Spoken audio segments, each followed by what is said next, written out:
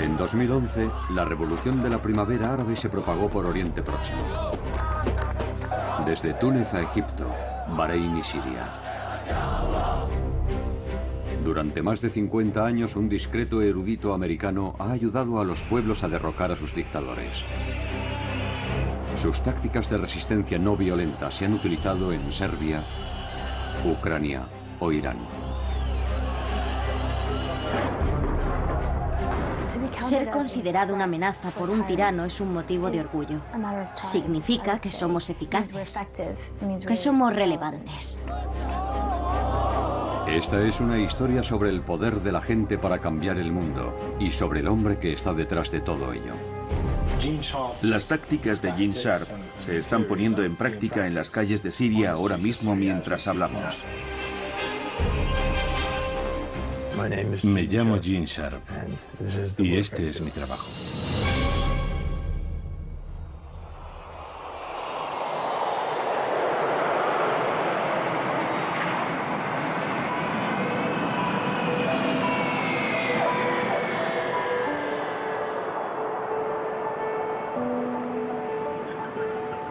¿Cómo describiría su trabajo? Describir mi trabajo siempre ha sido un problema. Principalmente intento comprender la naturaleza y el potencial de las formas de lucha no violentas para socavar dictaduras. Esta es una técnica de combate. Es un sustituto de la guerra y de cualquier otro tipo de violencia. Su manual para la revolución. De la dictadura a la democracia ha traspasado clandestinamente fronteras y ha sido descargado cientos de miles de veces. No sabemos muy bien cómo, pero sin duda lo ha hecho. Ha sido traducido a unos 30 idiomas y ha sido divulgado en todos los continentes excepto la Antártida. Sus marcas distintivas pueden verse en revoluciones en todo el mundo.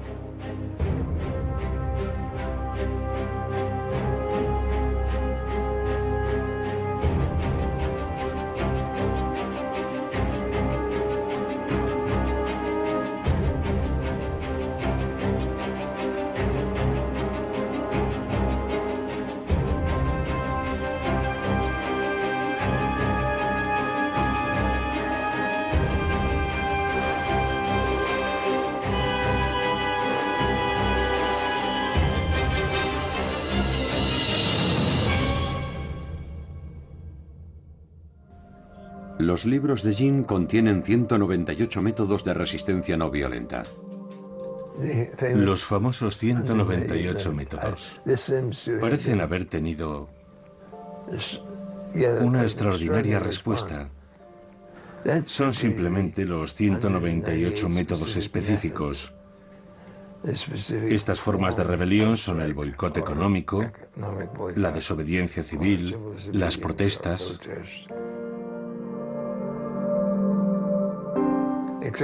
Son la contrapartida a los diferentes tipos de armas y bombas militares, a la lucha militar.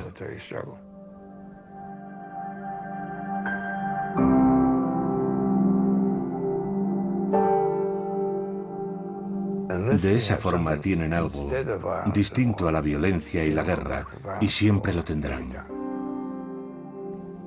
En 1983, Sharp fundó la institución Albert Einstein para difundir la lucha no violenta. Durante años son muchos los que han venido aquí, a Boston Este, en busca de ayuda.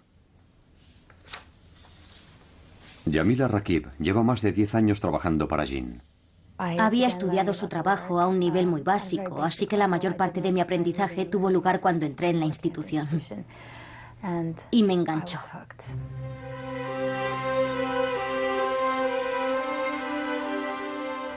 Yo no fui educado para hacer esto. Yo tenía una formación religiosa que me llevó a querer transformar este mundo en un lugar mejor y en mejores condiciones que cuando lo encontré. Y cómo hacerlo fue siempre un problema.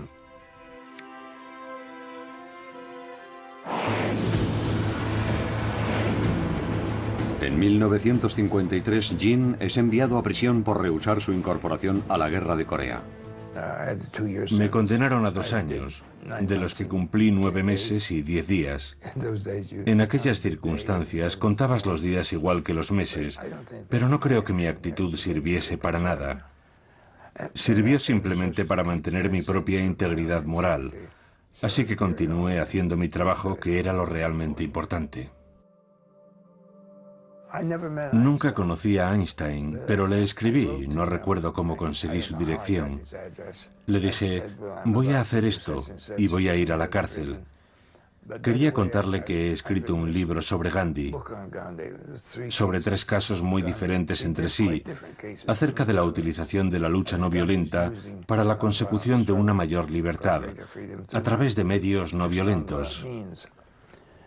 Y me contestó diciéndome que tenía muchas esperanzas, aunque también muchas dudas, y que le habría gustado tomar la misma decisión que había tomado yo,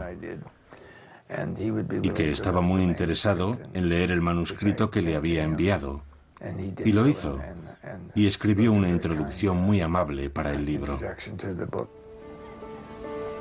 Mientras estudiaba en Oxford, Jean tuvo su momento eureka, un nuevo análisis sobre el poder de la gente para derrocar a un tirano. Si puedes identificar las fuentes del poder de un gobierno,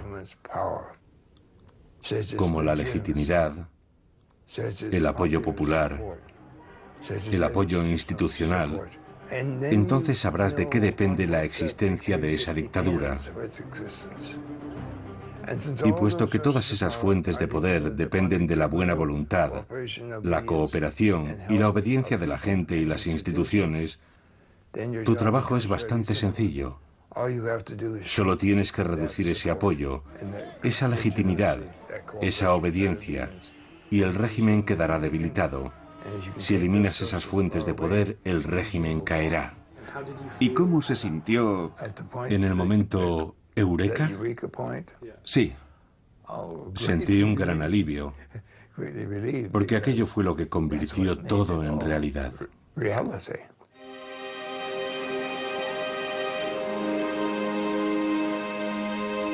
Mientras enseñaba sus teorías en Harvard, Jean conoció al coronel Bob Helby, héroe de la guerra de Vietnam.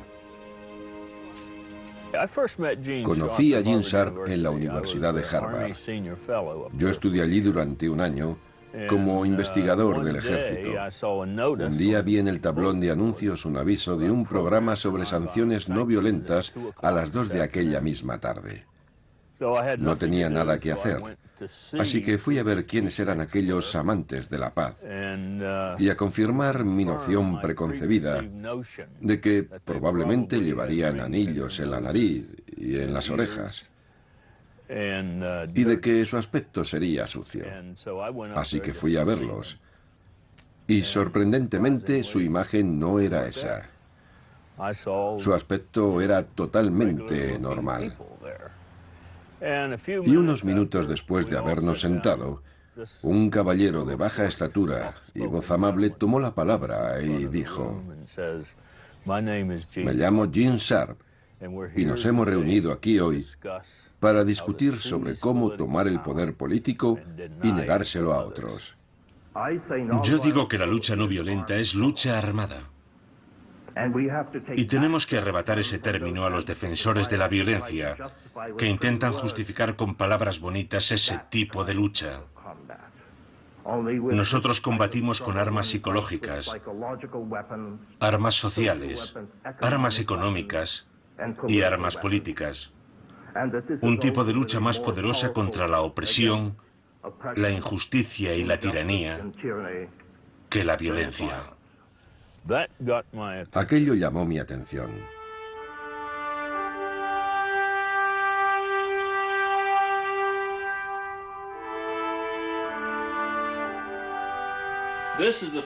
Esa es la bandera del 5º Batallón del 79 de Caballería de los Estados Unidos.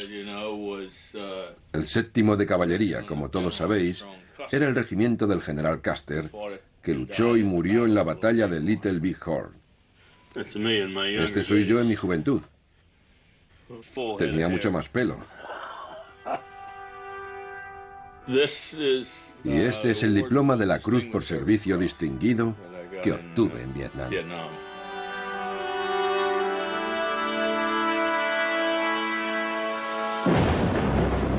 Bob fue condecorado en 1968 por su extraordinaria valentía durante una emboscada del Vietcong. Pero su experiencia cambiaría su punto de vista sobre la forma de resolver los conflictos. Vietnam influyó en mi punto de vista sobre la importancia de la lucha no violenta y particularmente sobre la importancia de mostrar las ideas de Gene Sharp al resto del mundo. Vietnam me convenció de que tiene que existir una alternativa distinta que no consista en matar a la gente.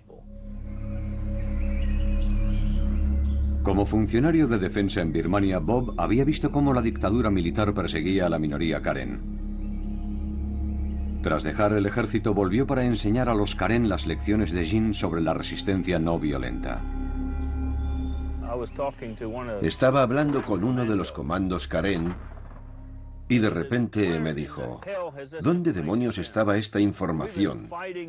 Llevamos combatiendo y matando gente durante 20 años. ¿Cómo es que no sabíamos esto? Otros birmanos se acercaron y me preguntaron si podríamos escribir algo que les orientara sobre cómo pasar de una dictadura a una democracia. Ese fue el origen, lo que dio lugar a la escritura del libro, Los birmanos. Yo no podía escribir sobre Birmania porque no conocía bien ese país. Y nunca se debe escribir sobre algo que no se conoce. Así que tuve que escribir de forma genérica. Si había un movimiento que quería acabar con una dictadura, ¿cómo podían hacerlo? Así que escribí aquellas teorías y se publicaron por entregas. Se publicaron en inglés y en birmano. Y pensé que ahí quedaría todo. Las manifestaciones en la plaza de Tiananmen en 1989 hicieron comprender a Gene la importancia de la planificación y la estrategia.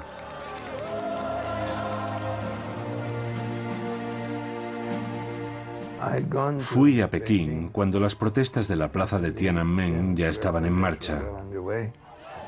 Aquel acontecimiento no tuvo lugar solo en Pekín. Protestas similares estaban teniendo lugar en otras 350 ciudades de China. Pero no se planificaron, no se tomaron decisiones estratégicas, como cuánto tiempo había que permanecer en la plaza y cuándo había que abandonarla. Los estudiantes no tenían un plan, estuvieron improvisando constantemente. Y más tarde supimos que muchos de aquellos ciudadanos chinos que estaban en la calle protestando fueron tiroteados y asesinados. La idea de que la improvisación te proporcionará un gran éxito es absurda. Es exactamente lo contrario. Si no sabes lo que estás haciendo, lo más probable es que te metas en graves problemas.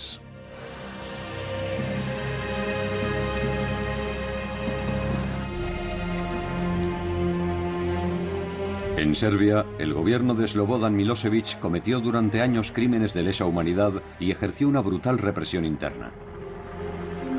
Aquello alimentó la creación de nuevos grupos democráticos que lucharon para eliminarlo. Fui a Budapest a petición del Instituto Nacional Republicano, que estaba prestando apoyo al movimiento de oposición serbio. Y una parte en particular de ese movimiento de oposición era Otpor, que en serbio significa resistencia. Como coronel retirado, tiene un enfoque muy militar.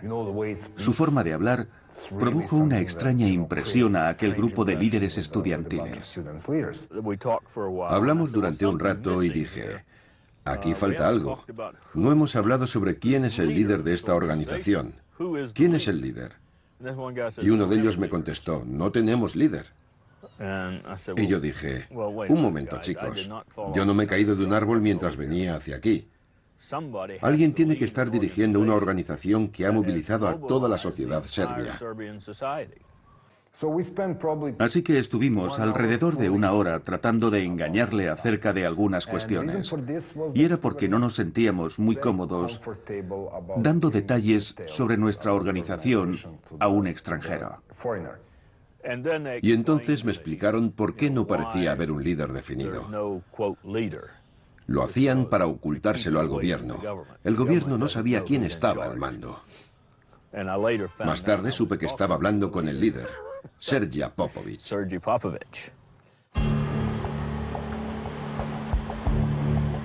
Bob empezó a enseñar las lecciones de Gene Sharp a los nuevos revolucionarios serbios.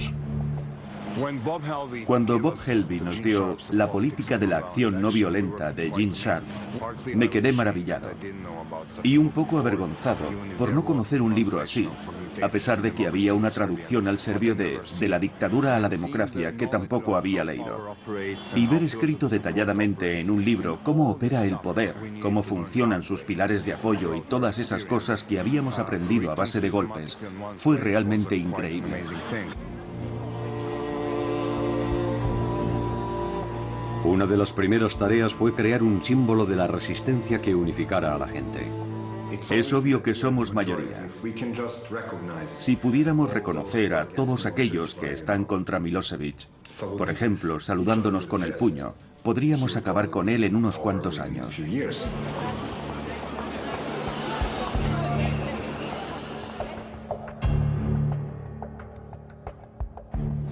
La atomización se produce cuando el régimen intenta hacer que cada individuo en la sociedad sea una unidad aislada.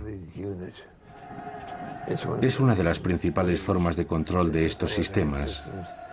Hacer que la población, que la gente, se tenga miedo, que tenga miedo a hablar, a actuar en grupo, que nunca le digan a un vecino, o incluso a veces a un miembro de su familia, lo que piensan realmente. Al ver el ejemplo de demostración de valentía por parte de otras personas, pasamos a ser nosotros. Y nosotros podemos hacer cosas que yo solo no podría.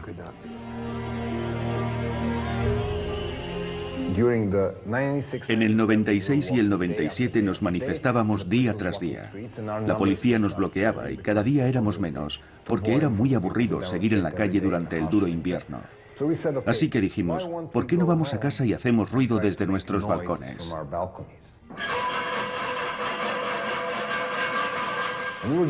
Lo hacíamos entre las 7:30 y las 8 de la tarde como respuesta al informativo de la televisión estatal. Nosotros no vemos vuestra basura, actuamos a nuestra manera. De las ollas y las sartenes pasamos a colocar carteles en todos los edificios, con cosas como ¿vais a procesar a los chavales por llevar camisetas de Otpor cuando no hay una sola ley que prohíba llevar lo que uno quiera escrito en una camiseta?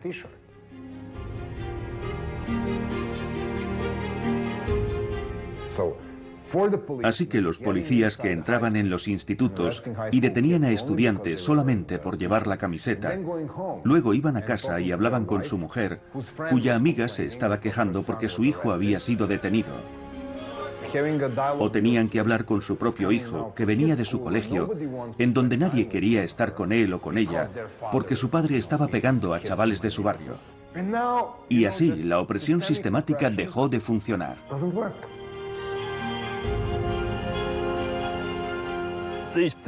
Estos pilares sostienen al gobierno, igual que mis dedos sostienen este libro.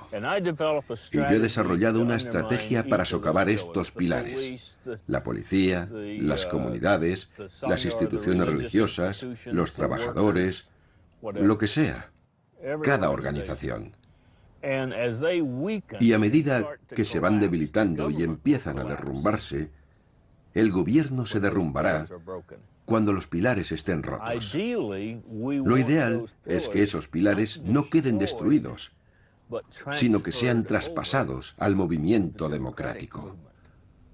Tienes que fagocitar esos pilares, y eso es lo que la resistencia serbia ha hecho. Decirle a la policía que todos somos víctimas del mismo sistema. No tiene sentido librar una guerra entre víctimas y víctimas, aunque unas lleven uniformes azules y las otras pantalones vaqueros. No debemos luchar entre nosotros. Y esa táctica funcionó en Georgia, en Ucrania y en muchos otros lugares del mundo. Eso es lo que hay que hacer, fagocitar esos pilares, no lanzar piedras a la policía.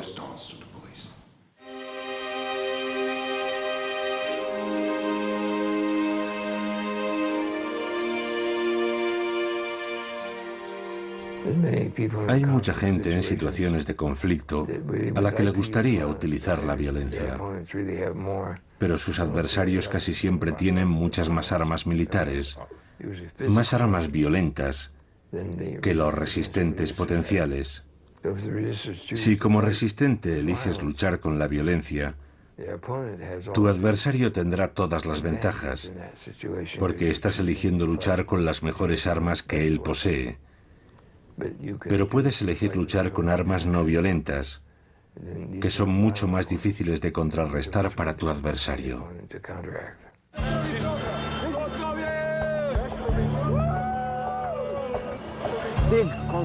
Las grandes concentraciones son muy difíciles de controlar. Puedes tener a 20.000 manifestantes pacíficos, pero si hay un idiota rompiendo ventanas, centrará la atención de todos los informativos, y eso puede socavar todo el movimiento.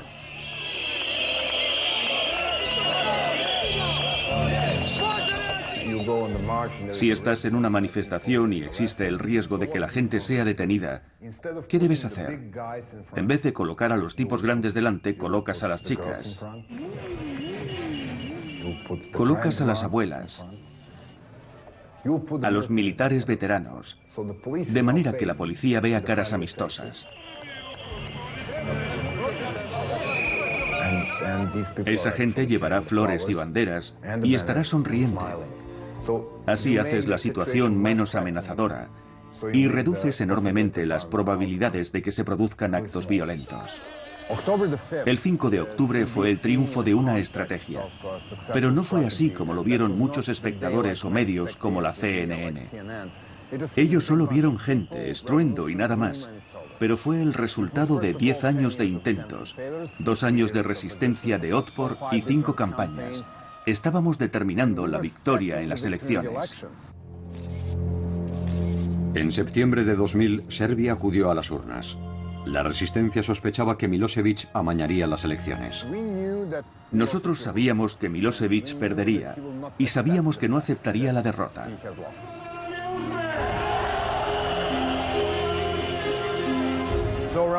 A eso de las 3 de la tarde había 300.000 personas gritando en la plaza y de una forma no violenta tomaron este edificio.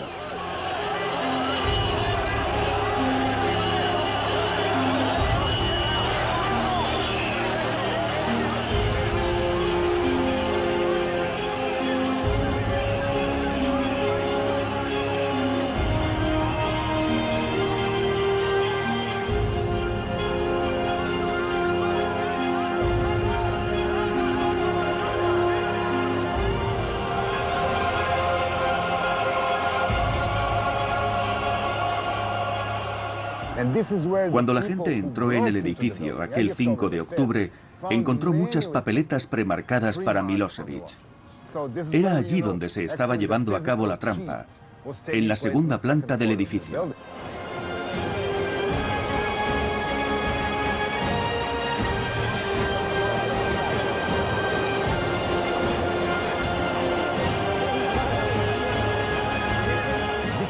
Aquello fue el símbolo de la verdadera caída de Milosevic, de por qué perdió el poder aquel día. Perdió porque la policía le desobedeció, porque ordenó a los militares salir de los cuarteles y le desobedecieron. Así fue como perdió el poder. Lo que se ve en televisión, la toma física del edificio, es el símbolo de Milosevic perdiendo su autoridad aquel día.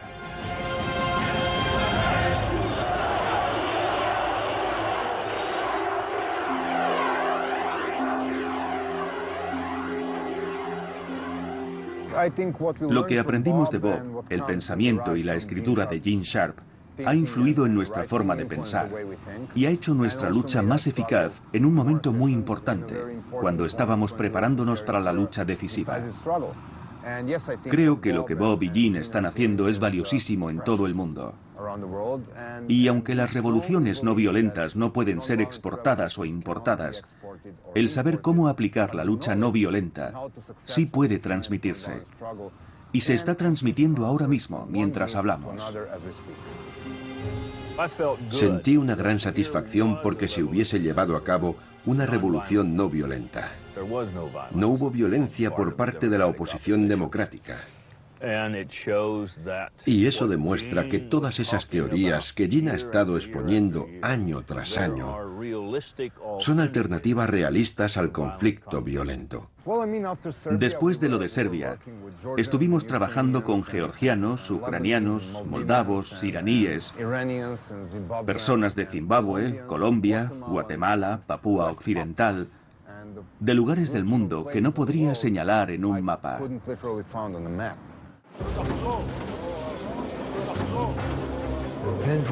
De Serbia, las noticias llegaron a Georgia, que estaba bajo un régimen muy represor, y luego a Ucrania, que también tenía problemas, también llegaron hasta allí, y luego a una serie de países situados en la franja sur de la antigua Unión Soviética.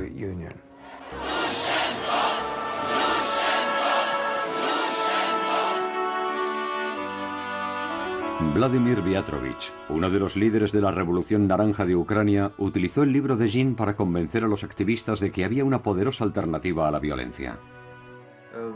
Entre los grupos de protesta había diferentes ideas, y entre ellos gente que estaba dispuesta a utilizar la alternativa violenta.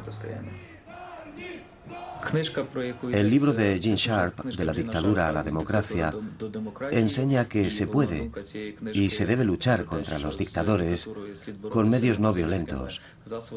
Esa idea fue muy importante y ayudó mucho. Fue una gran inspiración para la creación de la Revolución Naranja.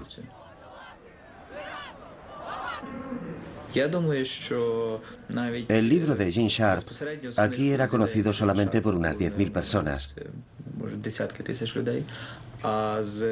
pero sus ideas eran utilizadas por cientos de miles que no sabían que aquellas ideas eran de Sharp.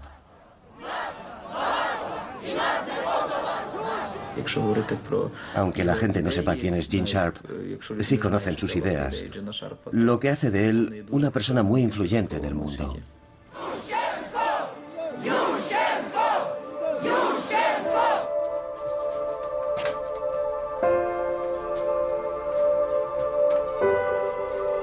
En el último piso de la casa de Jin está su refugio, su invernadero de orquídeas. Requieren bastante trabajo. Se han convertido en algo muy importante, porque son unas plantas a las que puedo tratar como necesitan ser tratadas.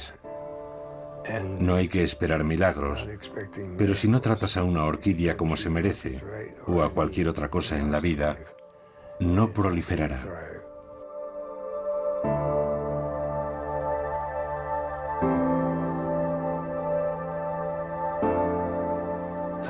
¿Cómo se siente al ver propagarse su trabajo? Su propagación ha sido notable. Siempre pienso, sigo asombrado. Sigo asombrado. Ver una obra que yo consideraba básicamente una introducción, creo que tiene entre 70 y 80 páginas, despegar así, ha sido la confirmación de que el análisis era bastante preciso. No se ha propagado gracias a un anuncio, a una buena publicidad. Se ha propagado porque la gente lo ha encontrado útil, lo ha encontrado importante.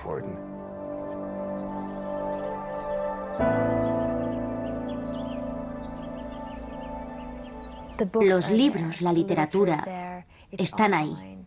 En Internet, en las casas de la gente, en los discos duros, a un nivel global que no puede detenerse, que ya nada podrá detener.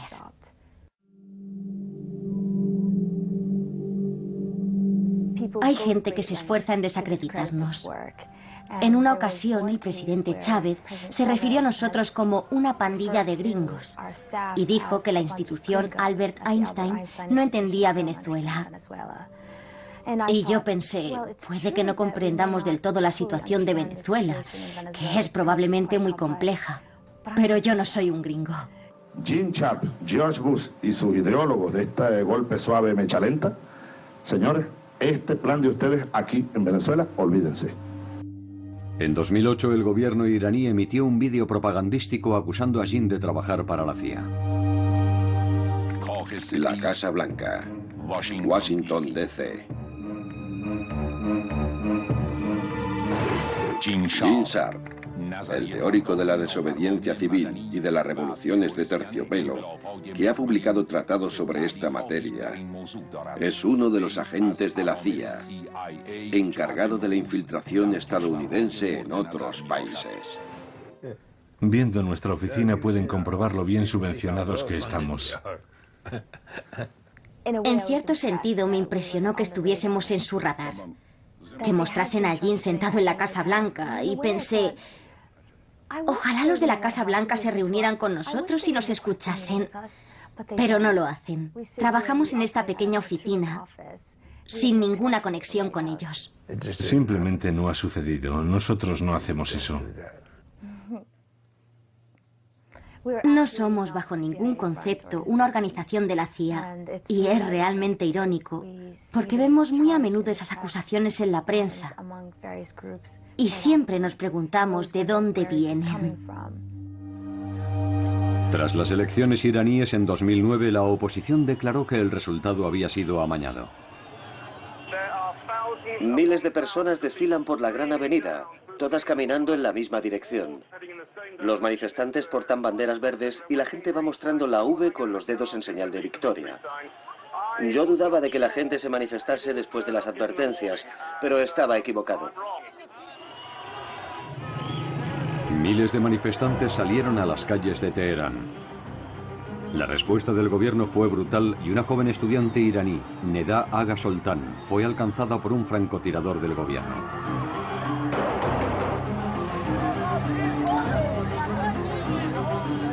Su imagen se convirtió en la llamada a la movilización.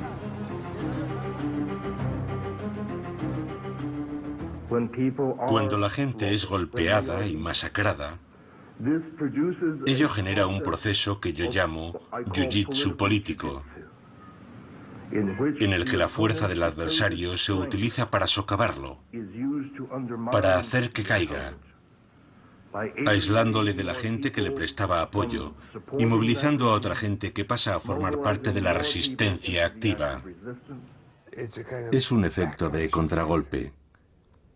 Si el régimen es tan brutal, en vez de intimidar a la gente, que es lo que intenta, lo que consigue es que otros grupos e instituciones dejen de cooperar con él y de obedecerle. Y esa disminución de poder y de control hace que más y más gente se una a la resistencia. Iason Athanasiadis fue arrestado mientras informaba sobre la Revolución Verde. El segundo día tras mi detención me llevaron ante el fiscal jefe. Cuando me quitaron la venda de los ojos me preguntó, ¿sabes por qué estás aquí? Yo contesté, no tengo ni idea, solo sé que me arrestaron hace 2 días. Y él me dijo, hay una acusación muy seria contra ti. ¿Cuál es? Pregunté. Y me dijo, ¿no lo sabes? Espionaje. Él acarició su ordenador portátil y dijo, este ordenador contiene una traducción a la lengua persa de un libro de Gene Sharp, De la dictadura a la democracia, que es un manual para insurrectos. Un manual que proporciona docenas de sencillas instrucciones con las que derrocar a un gobierno legítimo, a cualquier clase de gobierno. Yo he leído ese libro, y mis colegas también. Los organizadores del levantamiento fueron acusados de utilizar más de 100 de los 198 métodos de Gene Sharp. Lo que su libro hace es enseñar a la gente que ella misma puede ser responsable de su propio futuro, de su propia liberación. La gente está empezando a liberarse. No tiene que depender de un poder externo. Este es Serja, mi gato, llamado así en honor de Serja Popovich. No tienen que depender de un poder externo, pueden hacerlo ellos mismos. ¿Y puedes imaginar lo feliz que eso hace sentirse a un país? Lo hemos hecho nosotros.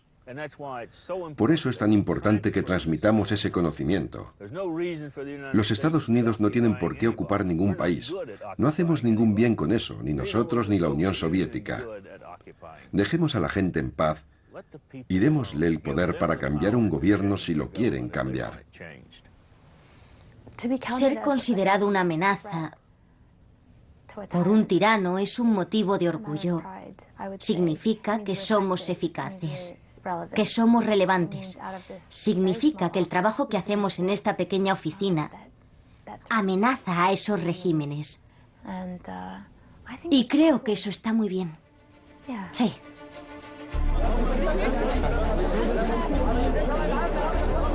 Este fue el principio de la revolución egipcia. El levantamiento fue espontáneo, pero los grupos democráticos egipcios llevaban años trabajando en la estrategia.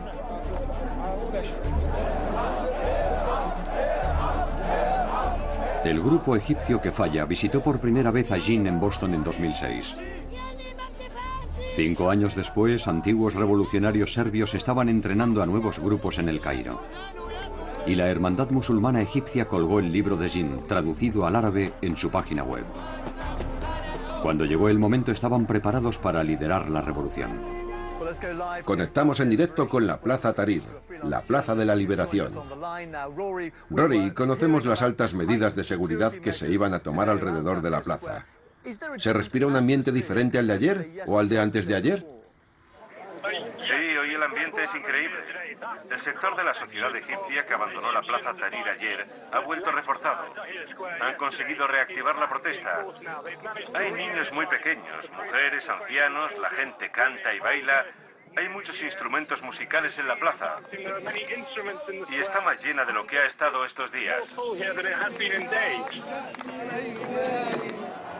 Ahmed Maher era uno de los líderes del grupo democrático egipcio 6 de abril. Estábamos esperando a que ocurriera algo que encendiese la llama, que provocase un gran movimiento de personas. Y ocurrió en Túnez.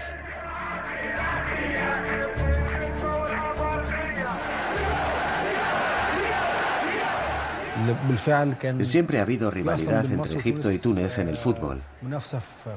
Así que nos preguntamos, ¿y si nosotros hubiéramos empezado todo esto antes que Túnez? ¿Por qué ha empezado Túnez la revolución antes que nosotros? Todo el mundo escribía en Internet. La respuesta es Túnez.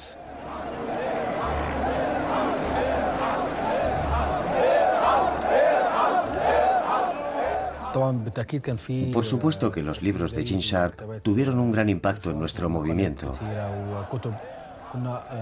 Y también encontramos en Internet otros libros y películas que, al igual que Gene Sharp, hablaban de la poderosa lucha no violenta, de cómo desarrollar esa lucha no violenta y ponerla en práctica para conseguir nuestros fines. Así que hubo muchas fuentes de inspiración para esa idea. La protesta pacífica crecía y el presidente Hosni Mubarak intentó intimidar a los manifestantes con armamento bélico.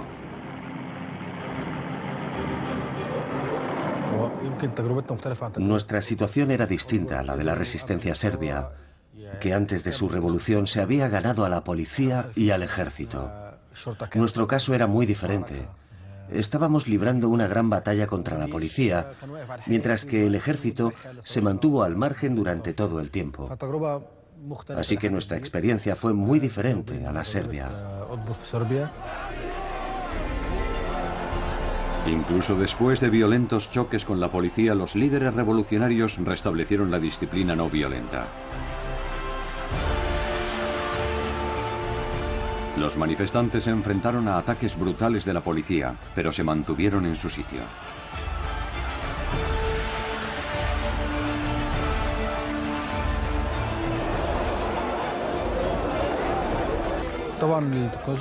La tecnología jugó un papel vital a la hora de comunicar y extender nuestro mensaje. Jugó un papel fundamental en nuestra estructura interna. Gracias a ella pudimos contactar con la gente que vive en las provincias, a muchos kilómetros de distancia. Pudimos mantener reuniones a través de un grupo secreto en una página de Facebook. Y también utilizamos Skype para estar en contacto continuo y planear nuestra estrategia. Todos estos avances tecnológicos ayudaron mucho a la divulgación de nuestras ideas.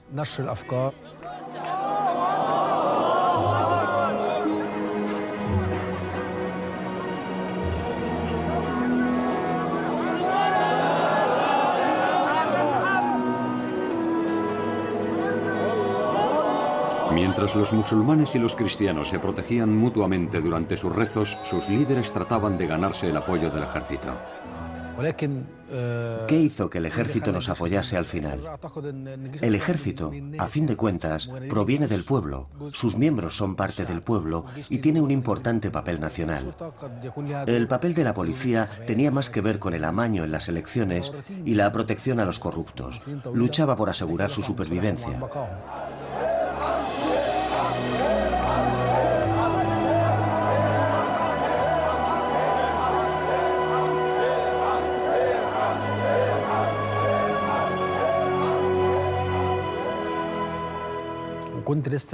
Mientras regresaba a la Plaza Tahrir, pasé por delante de una cafetería que tenía la televisión encendida con el volumen muy alto y estaban transmitiendo el discurso en directo. En nombre de Dios misericordioso y compasivo, conciudadanos, teniendo en cuenta las difíciles circunstancias por las que atraviesa nuestro país, el presidente Hosni Mubarak ha decidido renunciar a su cargo como presidente de la República.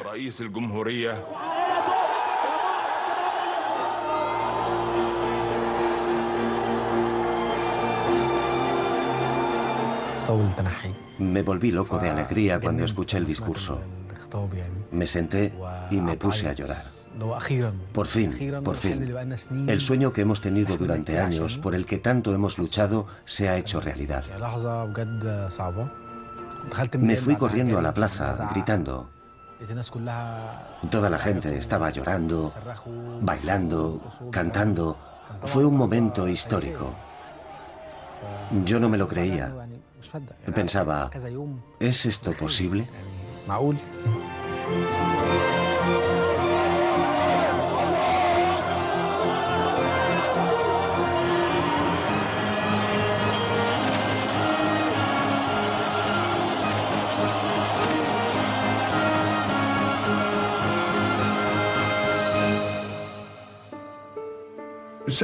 Alguien sabía muy bien lo que estaba haciendo. Y no necesitamos que nadie nos atribuya o me atribuya el mérito si no es merecido o no está documentado.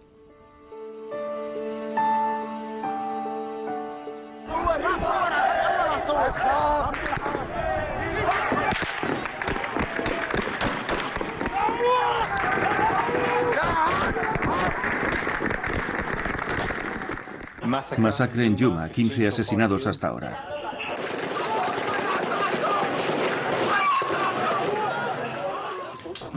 Osama Monayed es experto en comunicaciones y uno de los líderes del levantamiento sirio. Esto es un vídeo de un chico al que disparan. Un niño grita, "Mi hermano, mi hermano". Osama coordina una red de cámaras secretas por todo el país. Es una cámara de alta definición conectada a un módem vía satélite que obtiene imágenes en directo y que transmite por Internet. Hoy hemos conseguido enviar estas imágenes a Al Jazeera. Las tácticas y teorías de Gene Sharp se están poniendo en práctica en las calles de Siria ahora mismo mientras hablamos. Lo que hicimos fue promover esas tácticas y explicárselas a la gente en nuestras páginas de Facebook y también en YouTube. Así es como se aplican, poniendo flores en los puntos donde han caído los héroes, mostrando ilustraciones de la campaña de grafitis durante las manifestaciones. También limpiando las calles y dejándolas más bonitas para demostrar que podemos hacer las cosas mejor que el régimen en lo que se refiere a servicios. De la dictadura a la democracia te da la inspiración, la seguridad de que esto puede conseguirse, de que puede suceder realmente. En el verano de 2011, tras un ataque brutal del ejército sirio, Osama viajó a Boston para reunirse con Gene. ¿Cuándo estuviste aquí por última vez? No recuerdo exactamente. ¿Fue en 2007 o en 2006? Sí, hace años. Cuando solo había unas cuantas personas que creían en un escenario de resistencia no violenta en Siria. cuando solo unos pocos creían que esto podía suceder realmente en un país como Siria. Muy bien. Todo listo.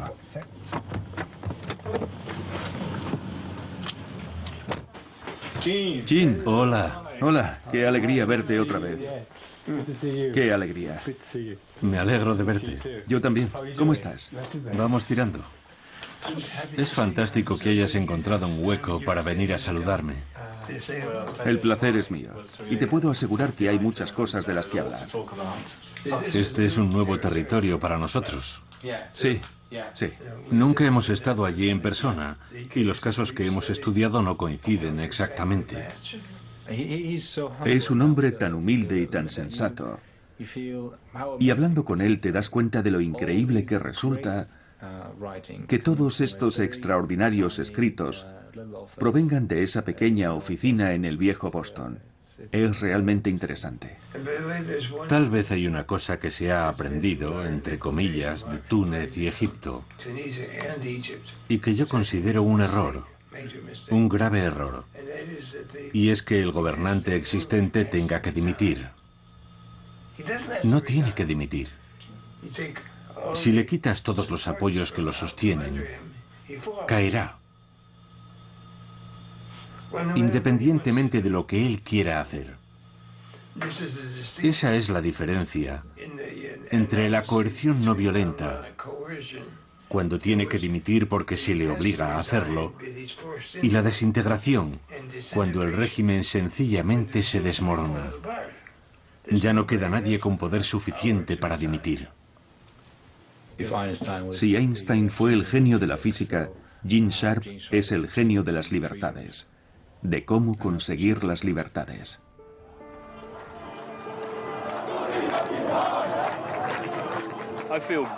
Me siento satisfecho al saber que estamos propagando el mensaje. Y si los pueblos siguen el consejo de Gene en cuanto a librar una lucha no violenta, tarde o temprano ganarán.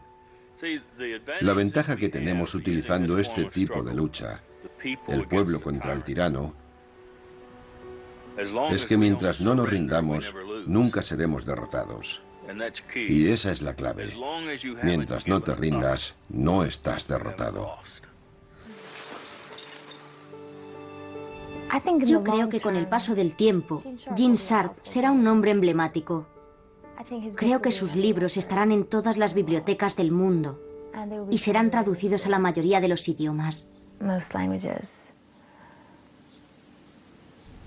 ¿Podrá esta institución sobrevivir hasta entonces? Sin duda. Esperamos que sí.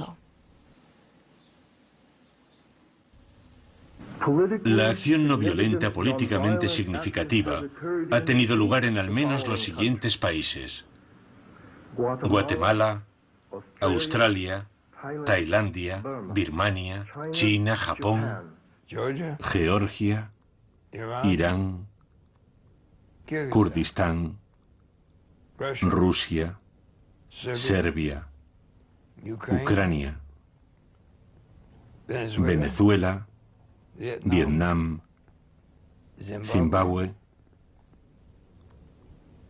y seguramente haya alguno más.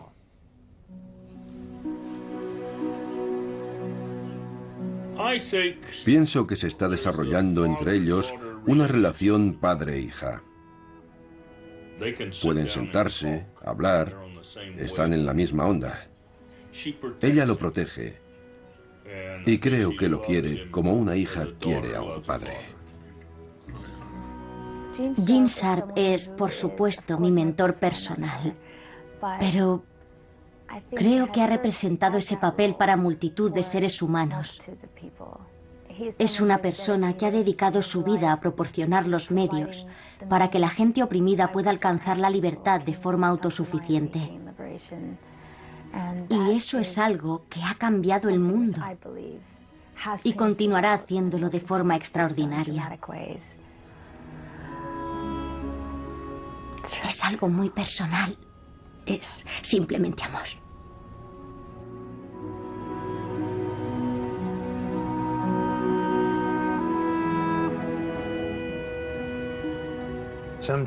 A veces la gente me pregunta qué es lo que quiero realmente.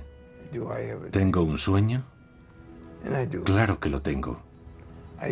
Sueño con que la gente oprimida del mundo sea capaz de aprender de los datos disponibles y de las nuevas experiencias. Sueño con que este tipo de lucha no violenta se pueda utilizar para la liberación de toda opresión y para sustituir a los conflictos militares y violentos, de forma que ya no tengamos que librar batallas contra el terrorismo, porque las personas que podrían haberse convertido en terroristas han elegido utilizar este tipo de lucha para ayudar a la gente oprimida y cambiar así sistemas políticos en todo el mundo. Me llamo Gene Sharp y este es mi sueño.